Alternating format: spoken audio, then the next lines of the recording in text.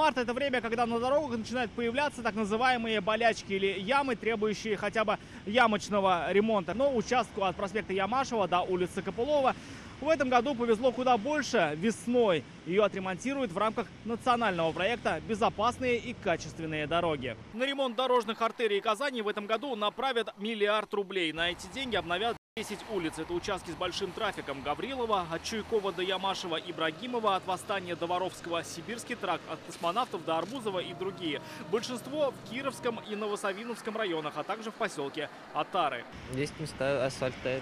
Нужно двигаться постепенно, планово. В прошлом году на строительство и ремонт дорог в Татарстане направили рекордные 248 миллиардов рублей. Была достроена и сдана одна из важнейших трасс страны – М12 «Восток». Планы на этот год не менее грандиозные. В республике откроют еще одну современную дорогу с многофункциональными зонами. Планируем завершить нашу основную дорогу республиканскую. Это Алексеевск-Альметьевск. Это дорога в части Шали-Бавлы. 145 километров дорог. Дороги это примерно столько же, сколько мы ввели участок дороги М12 по республике Татарстан.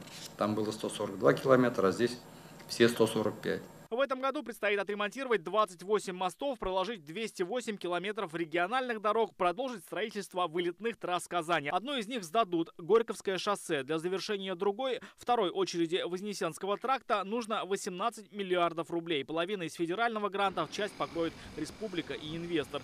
Дорога будет платной, но доступной, заверили в Минтрансе. Цены озвучат в мае. Хоть эта дорога и платная, но это дорога в черте города, в черте столицы. Конечно, расценки здесь будут много меньше. Это все-таки социальный объект, дорога города Казани. Кроме этого, средства нацпроекта направят на ликвидацию 18 мест концентрации ДТП и реконструкцию 2 мостов в поселках города.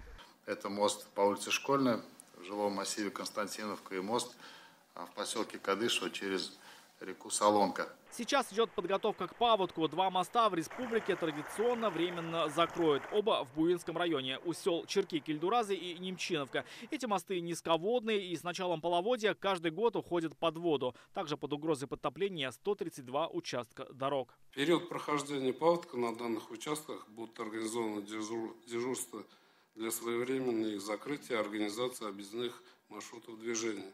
Около 1000 километров дорог республики будут восстановлены. Речь о трассах, по которой тяжелая техника ездила во время строительства М12. Как заявил глава Минтранса, решение уже принято. Дороги внесены в специальный перечень. Сейчас решается вопрос финансирования.